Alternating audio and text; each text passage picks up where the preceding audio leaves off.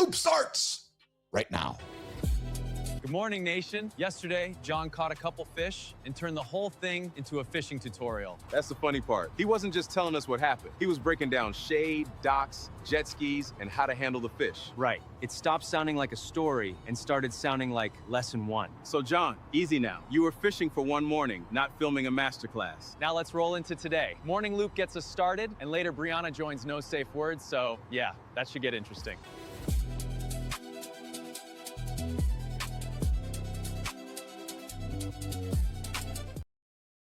All right. Johnny Anderson's on the way. I can see him out there in the distance. Oh, I do. Jimmy, I think he's way out there, right? Yeah, I see him coming in. I expect he'll be here in, I don't know, probably a couple minutes. I can see. It's hard for me to tell what he's in though. I'm having a real difficult time actually seeing what he's driving in today or what he's wearing. To those of you who don't know what the hell I'm talking about, every single morning Anderson shows up with a different ride, different outfit, and we love to celebrate it. His arrival is about in the next minute or two. So looking forward to seeing John Anderson show up in the lab and to see what he is wearing. Hey guys, we got a phone here in the lab. What's a phone? Yeah, it's something you actually pick up and you go tuk tuk tuk tuk tuk tuk tuk, just like that. That's what or if you grew up like me, I did, it goes the rotary dial. 431-300-3005. The phones are open. Yes, you can come give us a call. 431-300-3005. It's the only way to make a live phone call and join this live morning show experience where we get after it every single day. 8 o'clock on mornings.live right here on the Mornings in the Lab live network. Of course, 7:30 Eastern time. Matt Roof starts the show, starts the network, and Cheryl Whitaker gets after it on Wednesdays at 8:30 Eastern time with Shake and Whitaker. We should catch up today. And we got Jason Hewlett, of course, joining us on Thursdays. Hold on. What's that? Jimmy, Kai, there he is.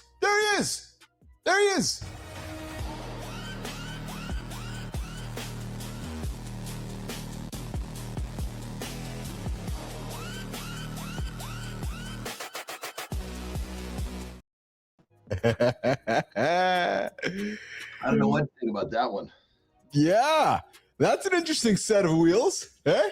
Yeah, I can't say, there's some people would be like, they're just, that type of stuff is like so over the top. Yeah. I don't know. I guess, I appreciate the engineering to that, but it's like one of those things that it just does, it's no major appeal, but what an interesting vehicle.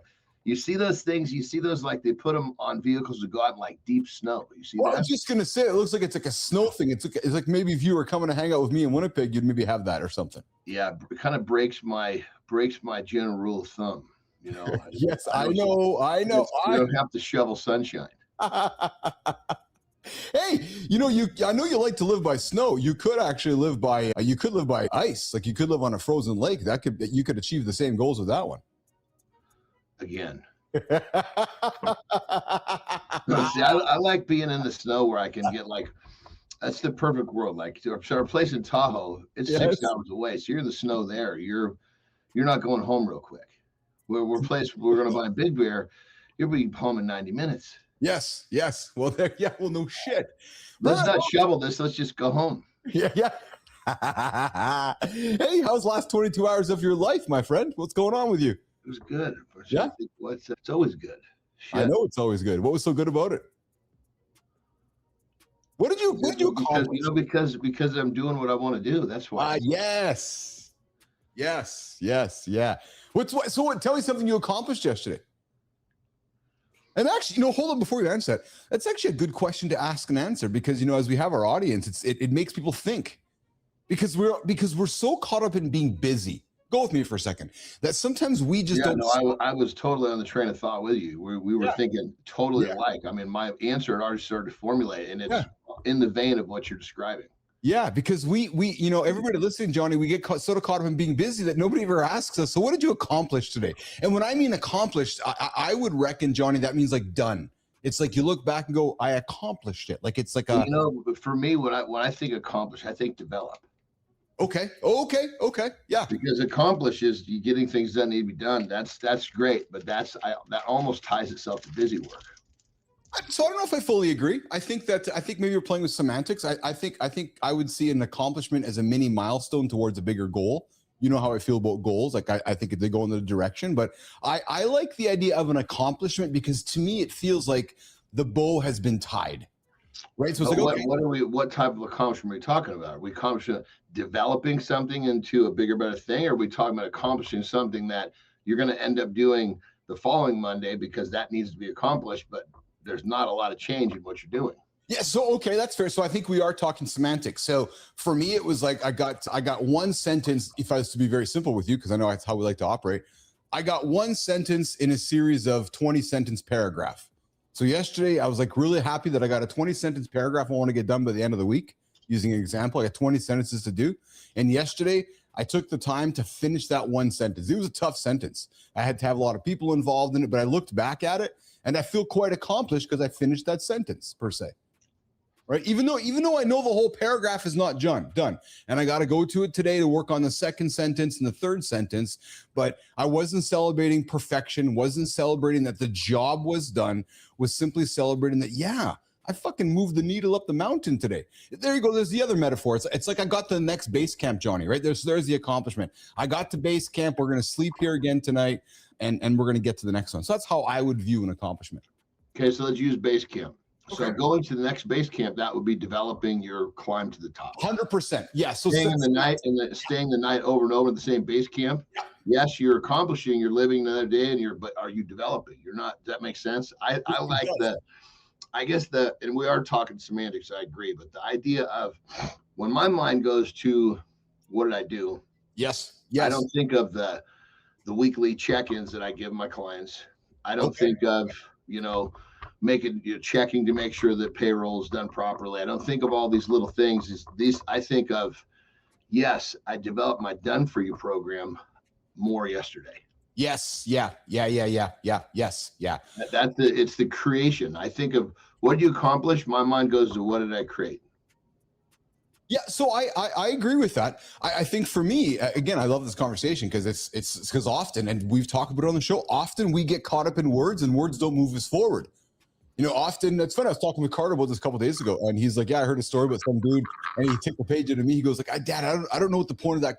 I don't know what the point of this guy saying this thing to something else because it didn't move something forward." And that's really what we're talking about right now. Is that when we talk about busy work, I don't know if it's moving life forward. You might just be spinning. Right? If you can focus on what was your accomplishment, what did you develop today? Right? Yeah, and I think if I can get into spinning. Yes, I'm still accomplishing shit, but I'm not developing, I'm not creating, I'm not happy. Yeah. No, hey, I'm with you there. Absolutely correct. Yep. Absolutely.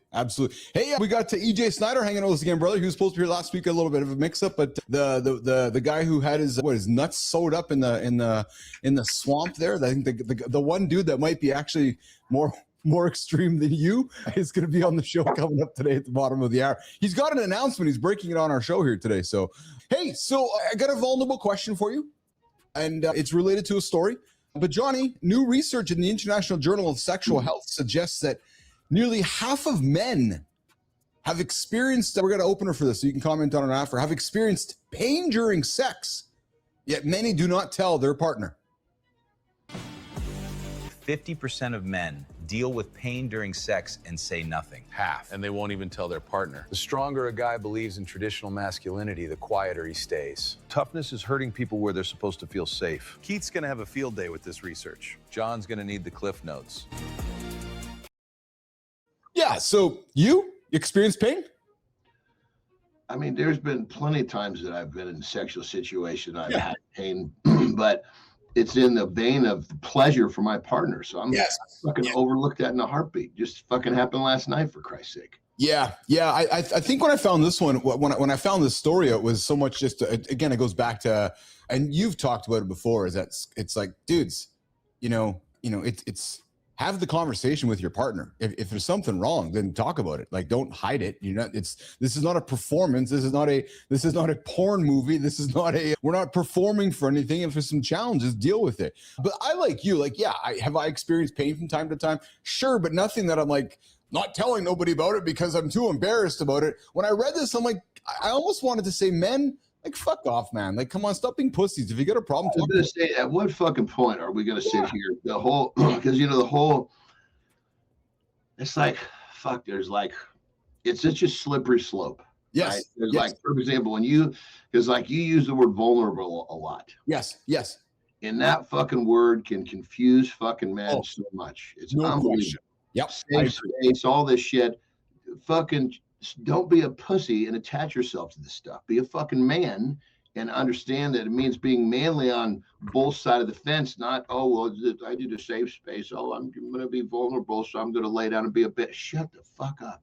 Yeah. Yeah. No, I'm with you, man. Christ. Well, so do you think your fucking chick hasn't gutted it out for you to get a nut? Bingo.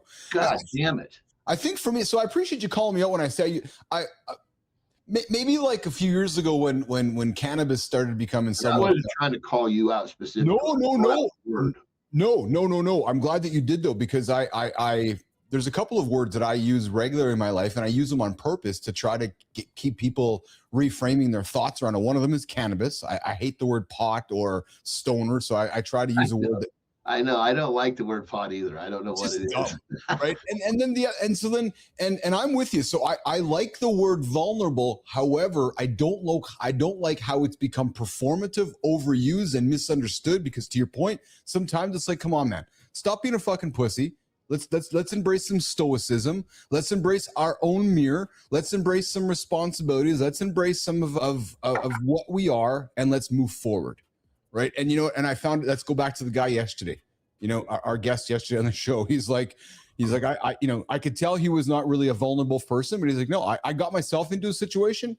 I'm going to get myself out of it. I appreciate that kind of attitude, frankly. I think I said that actually. You said that. And so, yeah. And I think, so did he, because I asked him why he didn't like AA. Because we were talking about AA and I was giving my opinion. That's right. You're absolutely correct. Yes. Yeah, he totally agreed. Yes. Yeah. Hey, Johnny. The idea of vulnerable, I think in general, not talking about us. Yes. Not talking about the way you use it. Yes. But in general, if people take it one-sided, be a bitch. I would agree with you. So if I talked with, so I know my dad listens to the show. I love you, Dad, and my brother. I think if you talked with my dad and my brother about vulnerable, they wouldn't embrace they would look at you and I like a little bit confused by the conversation about it. And I don't mean that in a negative way, but it would not be a conversation of comfort, right? And which is, to me, being vulnerable is Johnny, vulnerable, being stoic. I think you can kind of interchange them in many ways.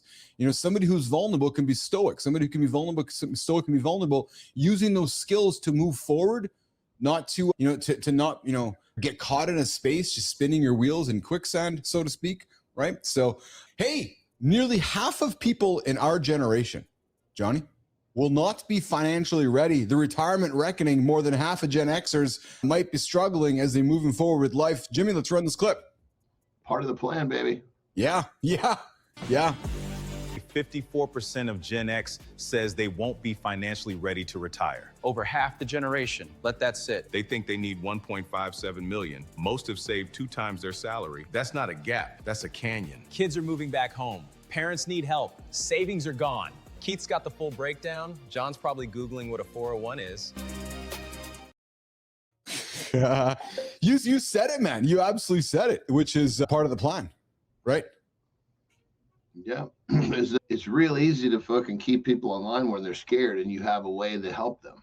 Yes. Yeah. Even if the way you're going to help them is really not the best way, they're going to take a way. They're going to take, when someone's drowning, they're not grabbing the fucking best life jacket. They're grabbing the nearest life jacket. Oh, well said. Well said. Hey, Johnny, if you can maybe just move your mic a little bit closer to you. I got Jimmy coming back to me saying that your audio is a little bit different. I wonder if it's not, let me see if it got pulled off of the oh, you know what? That's why. Bam. What do you think now, Jim? Come on. Oh, yeah. There you go. Oh, yeah. It was the fucking thing was up in the cameras where it was picking me up rather than right here. Well, dude, where have you been for 24 hours? Oh, I love it. Hey, so I've put this dude on the show before, but I always like putting this out here because it's important. NVIDIA CEO Jensen Huang. And I've been talking to my kids. You have kids, Johnny, so this is important for us, man, and important for you to pay attention. This is about a minute and a bit, but this is an important some words of wisdom. And he says, if I were to hire a new college graduate today, Jimmy Kai, let's run this clip. New college graduate today, and I have a choice between two. One that is no clue what AI is, and one that is expert in using AI.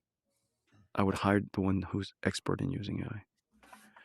If I had an accountant, a marketing person, the one that is expert in using AI, supply chain, customer service, a salesperson, business development, a lawyer, I would hire the one who is expert in using AI. And so I would advise that every college student, every teacher should encourage their student to go use AI. Every college student should graduate and be an expert in AI. And everybody, if you're a carpenter, if you're, electrician, go use AI. I know Go it's see obvious, what it can John, but do. not as obvious to everybody. And I know you and I were talking about it, and I'm going to make an assumption here. You probably would not be as close to the conversation had you not been hanging out with me for the couple of years. But I'm telling you, man, like it's I'm going to keep talking about it because I know that people listen to what we have to say, but this is important. Like our kids need to know this shit, brother. Right? Well, put this in context that the average man can understand a little more. But it's like saying, if you're a carpenter, you better fucking learn to use these mechanical nail guns because they can drive 100 fucking nails, 100 more nails than the fucking hammer. Because if you don't, I'm going to hire the company that uses the fucking electric nail guns. I got nothing. That's the best fucking explanation ever, actually. Yeah. You're going to keep swinging a hammer. You're going to be fucking working in your own doghouse in your own backyard. Yes. And you know what, Johnny? That reckoning is going to come to a lot of people because John and Keith go to a quote. Keith comes to the table with quote X. John comes to the table with quote Y. And your quote is so ridiculously different because you're able to complete my building in minutes instead of hours. Cost is different. Like it's an entire reckoning for folks in many ways. Yeah, I mean, because I think one of the biggest, I agree with that. I think one of the biggest disconnects with me was the fact that I've already got, when this thing started really hitting hard. Yeah. I've already got people that represent what this thing would be doing for me. Yes. And so it's like, but there wasn't that. I mean, there's definitely tasks that helped me with personally for sure. No question about it. But, had this thing hit 15 years ago when I didn't have, 13 people under my wing. Yeah. It'd be very different. Yes. Yes. But like what we're doing with Ben. Yes. He's going to be able to he manages 5 people just by himself. Bingo. So he's going to be able to take those 5 people, put them on different tasks and take these agents to do what they're doing. And it'll actually be easier for him. Absolutely. Absolutely. One of the things that you might want to consider, I know I certainly am, going to work on this is as you continue to go through life is working on building like a personal intelligence for yourself, right? To help. So to surface information. A little more. I want to hear more. Yeah. So you think about all the different outputs that are around your life that you can't even see, like just outputs of data, information that, the various businesses, stuff sitting in your email. Just like, I'm just thinking like the simple data points that perhaps could surface in front of you in a way to help you make decisions that maybe you can't see, right? So to simplify stacks of data that are not in front of you, obviously, where you're like, okay, I wasn't really thinking about that, right? So, or maybe you're seeing a trend in the peptide industry that you can't see right now in the supply. I'm just spitting with you right now in the supply chain side of that helps surface it for you. You get up in the morning and you get a little alert on your email, your desktop saying, hey, have you thought about this? You're like, shit, never even thought about that. It's just those little. 100%. And my brain goes 2 different directions, like analyzing YouTube statistics. Yeah. Yes. That would be one, because that's very black and white. But like in the peptide world, true to form, I got in and did things very differently than what's happening out there. Yes. So that would be that's kind of like I do with my coaching. So you could ask a question about my coaching. It brings back fucking garbage information. Yeah. Because it goes out because it gets the status quo. Yes. I try to avoid the status quo like it's the fucking plague of the century. Yeah. No, I hear you. But I'm wrapping my brain around there's that, I just need to not, because really those things where it's where I get away from the status quo. That's the authenticity of me part. Absolutely, it is. I just need to realize, okay, the line is here, stops here, it's all over here. Yes. Where I'm dealing with the, just the, when I'm, like you said, crunching information, something that might take me, an hour could take me 3 minutes. Yeah, and what I'm always looking to do for you, frankly, as your brother, as your friend, colleague, is to always find ways to give you an edge. Right. So it's like, hey, how can I give Johnny an extra edge? It's like me. How can I find an extra edge? I know that, we're the blue fish swimming in a pond of silverfish. So I was like, okay, so how can I find that little extra red thread of an edge nobody can see just yet? Because I'm not afraid to put in the reps, just like you are. Right. So, that's what it's all about. Hey, so Manny Pacquiao is coming up with a big fight coming up in a few months. I found an interesting video. Committed, man. You see how fast this dude is. I'm going to get Jimmy to get this one set up. But check this out. Watch. I know you love it. Watch his movements, man. Look how fast this guy's. 47 years old. That's insane. Like 47, Johnny. The speed, you figure if there was a way for us to calculate how many of those punches he's thrown, it's got to be in tens and hundreds of millions. Oh, yeah. When you put it that, like the reps, the rep of that movement, like seriously. Yeah, I mean, you figure when you do a certain movement, 10 million times, fucking efficient you get at that. I wonder what his shoulders are like. And I'm serious, half joking, serious, but like to your point, though, the reps he's put, like his shoulders, like just his shoulders aren't doing it. If you look close, it's just his hands are nothing more than an extension of the twisting of his hips. It's all it's like the hips go. Well, actually, it comes from the foot.